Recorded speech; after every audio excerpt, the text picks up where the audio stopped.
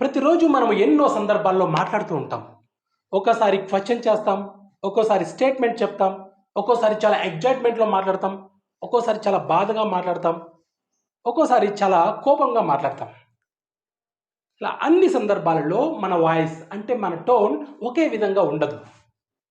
మన వాయిస్‌లో ఆ సందర్భాన్ని బట్టి ఆ పిచ్ అనేది మారుతూ ఉంటుంది. అదే intonation. In plus tone. In అంటే లోపల, టోన్ అంటే వాయిస్. అంటే ఏదైనా సందర్భంలో మనం మాట్లాడేటప్పుడు మన వాయిస్‌లో ఆ పిచ్ అనేది మారుతూ ఉంటుంది కదా! అదే ఇంటోనేషన్. ఇంటోనేషన్ అనేది ప్రధానంగా 2 రకాలు. ఒకటి rising tone, 2 falling tone. Rising టోన్‌ని మనం ఇలా బాణం గుర్తు ఇలా పైకి పోతుంది కదా! ఈ సింబల్‌తో సూచిస్తాము. ఫాలింగ్ టోన్ బాణం గుర్తు ఇలా కిందికి పోతుంది కదా! యారో మార్క్ ఈ సింబల్‌తో సూచిస్తాము. ఇప్పటికే మీకు అర్థమైపోయి ఉండాలి రైజింగ్ టోన్ అంటే ఏంటి, ఫాలింగ్ టోన్ అంటే ఏంటో. అయినా సరే మీకు నేను చెప్తాను చూడండి. రైజింగ్ టోన్ అంటే ఏంటంటే మనం ఏదైనా ఒక సందర్భంలో మాట్లాడేటప్పుడు మన టోన్ అంటే మన వాయిస్ లో పిచ్‌లో స్టార్ట్ అయ్యి హై పిచ్‌లో ఎండ్ అవుతుందన్నమాట. అది rising tone. For example, are you going to school? Are you a student? Good morning. చూడండి, అంటే లో పిచ్‌లో స్టార్ట్ అవుతుంది, హై పిచ్‌లో ఎండ్ అవుతుంది. కానీ ఆ డిఫరెన్స్ అనేది ఎక్కువగా ఉండకూడదు. స్లైట్ డిఫరెన్స్ ఉండాలి అంతే. ఓకేనా? గుడ్ మార్నింగ్ అనకూడదు. గుడ్ మార్నింగ్ ఇలా. అర్థమైంది కదా? ఇది రైజింగ్ టోన్. మరి ఫాలింగ్ టోన్ అంటే ఏంటంటే ఏదైనా ఒక సందర్భంలో మనం మాట్లాడేటప్పుడు మన వాయిస్ అంటే మన టోన్ హై పిచ్‌లో స్టార్ట్ అయ్యి లో పిచ్‌లో ఎండ్ అవుతుంది. అంటే మన టోన్ ఫాల్ అవుతుంది అనమాట. అది falling tone. You are students. You are students. Where are you going? ఇలా. ఇప్పుడు అర్థమైంది కదా? ఇంటోనేషన్ అంటే ఏంటో అర్థమైంది. రైజింగ్ టోన్ అంటే ఏంటో తెలిసింది. ఫాలింగ్ టోన్ అంటే ఏంటో కూడా తెలిసింది. మరి ఇప్పుడు రైట్ రాయల్గా మనము టాపిక్లోకి ఎంటర్ అయిపోదాం ఇంకొంచెం డెప్త్గా. Right, fine. చూద్దాం రండి. మరి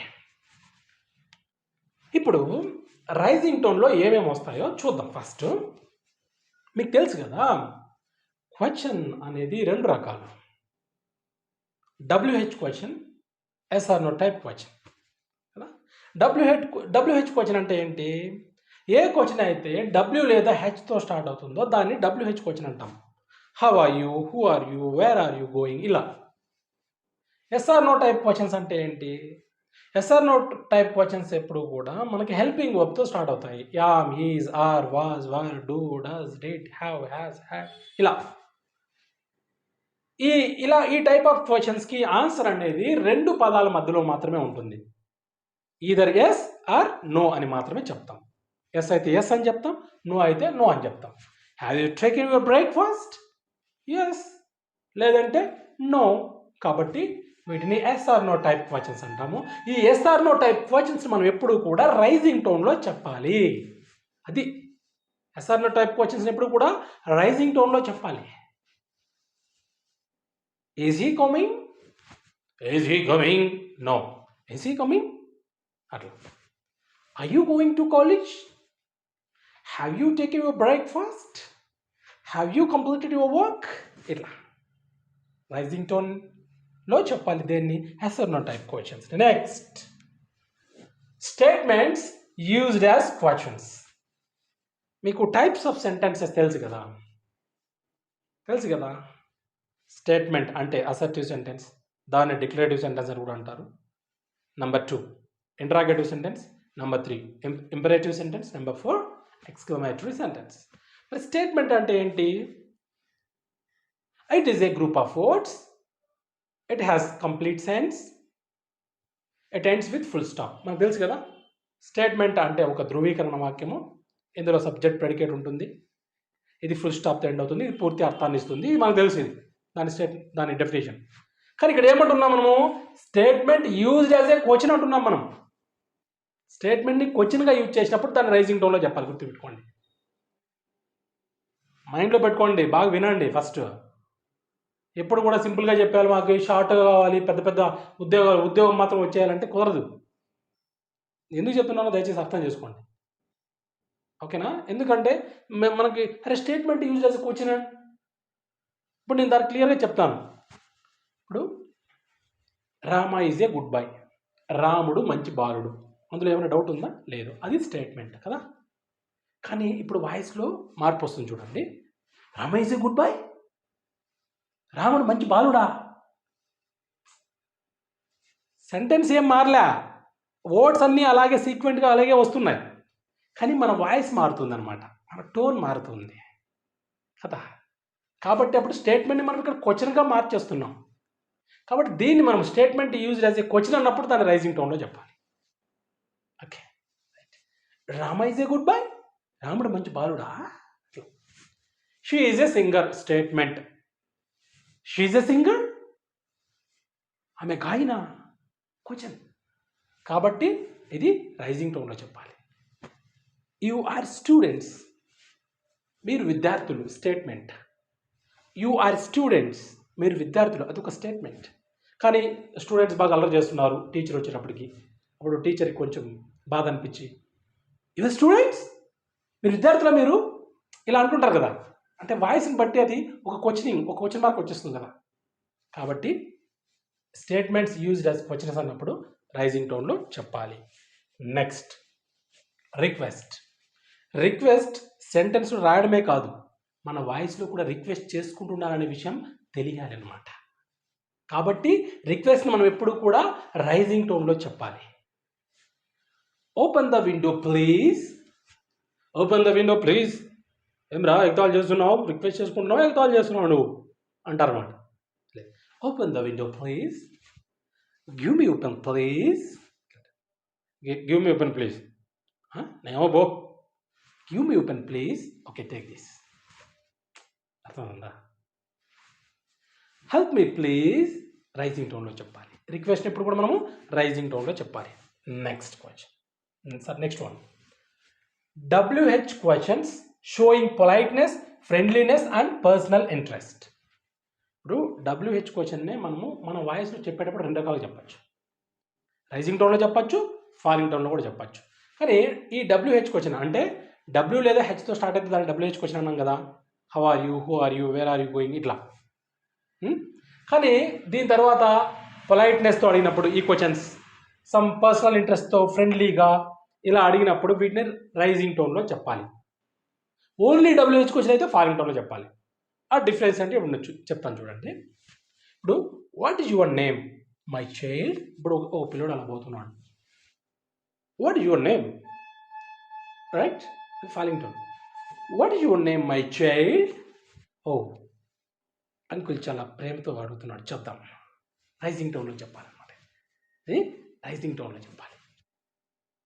what is your name my child అంటే ఇది పర్సనల్ ఇంట్రెస్ట్తో అడుగుతున్నాం.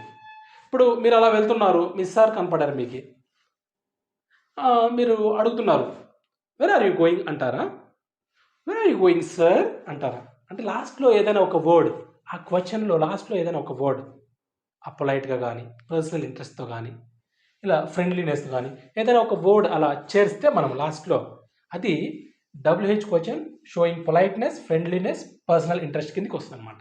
దాన్ని మనం ఎప్పుడు కూడా రైజింగ్ టోన్లో చెప్పాలి. How are you my friend, ఇట్లా. ఓకేనా. Next, incomplete utterances the first clause of a sentence. అంటే ఇన్కంప్లీట్ అటరెన్స్ అంటే ఒక సెంటెన్స్లో రెండు క్లాజులు ఉంటాయి, సబార్డినేట్ క్లాజ్, మెయిన్ క్లాజ్. ఇప్పుడు యాజ్ యూజువల్గా మనము ఏదైనా ఒక సందర్భంలో ఎవరైనా ఇంటరప్ట్ చేసినప్పుడు సగం మాట్లాడి వదిలేస్తాం. ఓకే, ఇఫ్ యూ ఆస్క్ మీ అన్నప్పుడు ఎవరు ఇంటరప్ట్ చేయరు ఫర్ ఎగ్జాంపుల్, అప్పుడు అది ఇన్కంప్లీట్ అయిపోతుంది. అప్పుడు ఇన్కంప్లీట్ అటరెన్స్ అంటారు దాన్ని. If you ask me why I was going to college, ఇట్లా. దాంట్లో ఒక క్లాజ్ మాత్రమే మనం ఉపయోగించి చెప్పినట్లయితే first clause of the sentence అంటుంది ఫర్ ఎగ్జాంపుల్. ఓకేనా, రైట్. సో ఇన్కంప్లీట్ అటరెన్స్ ఎప్పుడు కూడా మనము రైజింగ్ టోన్లో చెప్పాలి. నెక్స్ట్, అపాలజీస్, క్షమాపణలు అనేది సెంటెన్స్గా చెప్పడం వేరు, ఆ వాయిస్లో తెలియాలి. సారీ చెప్తున్నామంటే ఎదుటి వాళ్ళకి అర్థం కాదు, నిజంగానే వీళ్ళు సారీ చెప్తున్నారు సిన్సియర్గా. మన వాయిస్ చెప్పాలి కదా, టోన్. అదే కదా ఇంటోనేషన్ అంటే. ఇప్పుడు ఐమ్ సారీ, ఏమిరా సారీ చెప్తున్నావా లేకపోతే కిండాలు చేస్తున్నావా నువ్వు అంటారు.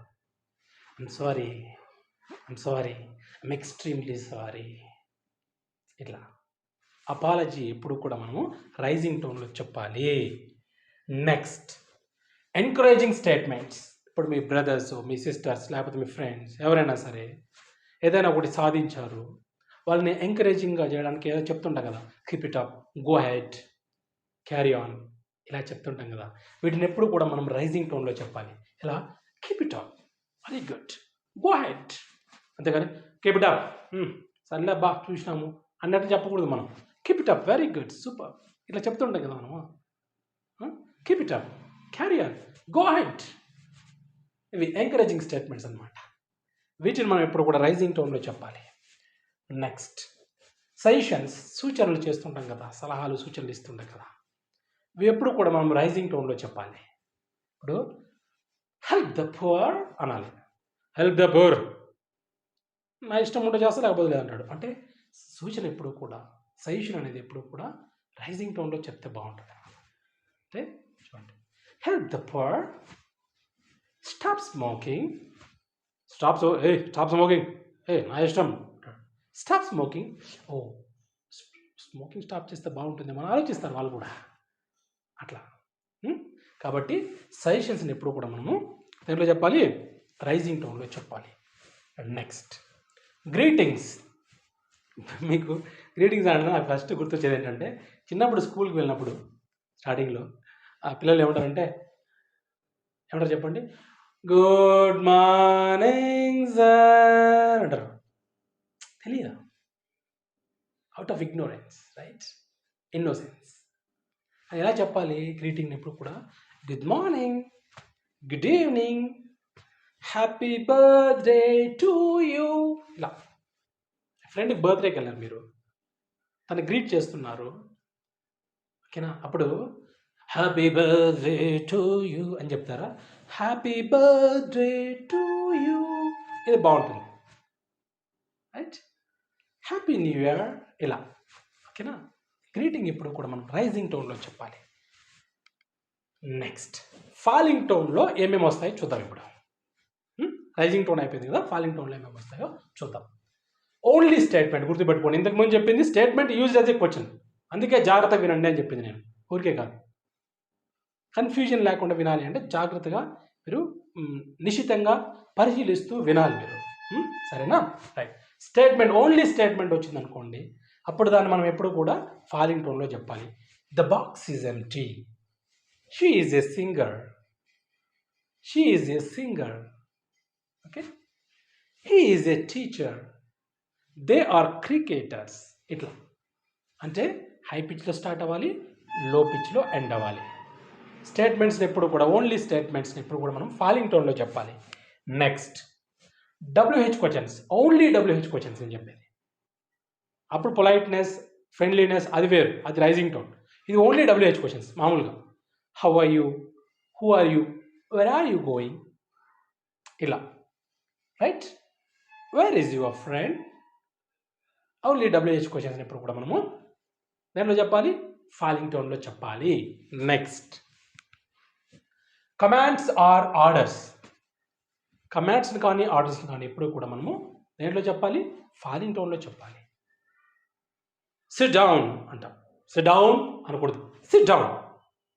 Close the door, close the door. Arrest the thief, arrest the thief, arrest the thief అనకూడదు, అరెస్ట్ ద థీఫ్. ఇట్లా, arrest the thief, close the door, open the window, get out. ఇట్లా, అర్థమైంది కదా. అది కమాండ్స్ని ఆర్డర్స్ని మనం ఎప్పుడు కూడా దేంట్లో చెప్పాలి, ఫాలింగ్ టోన్లో చెప్పాలి. Next, invitations. ఇన్విటేషన్స్ని ఎప్పుడు కూడా మనము ఫాలింగ్ టోన్లో చెప్పాలి. Come for a cup of tea, come to my birthday party, ఓకేనా. Come for a cup of tea, ఇట్లా, రైట్. అర్థమైంది కదా. ఫైన్. అంటే ఇన్విటేషన్స్ని ఎప్పుడు కూడా ఫాలింగ్ టోన్లో చెప్పాలి. నెక్స్ట్, ఎక్స్క్లమేషన్స్. ఆశ్చర్యార్థకాలు ఉంటాయి కదా, వీటిని ఎప్పుడు కూడా మనం ఫాలింగ్ టోన్లో చెప్పాలి. వావ్ అంటాం, అంతేకాని వావ్ అంటామా? No. Wow what a shot it is. ఇట్లా. Wow what a beautiful flower it is. ఇట్లా. అర్థమైంది కదా. ఎక్స్క్లమేషన్స్ని ఎప్పుడు కూడా ఫాలింగ్ టోన్లో చెప్పాలి. నెక్స్ట్ క్వశ్చన్ ట్యాగ్స్, వీటిని కూడా ఫాలింగ్ టోన్లో చెప్పాలి. You are students, you are students, aren't you, aren't you అను. You are students, aren't you.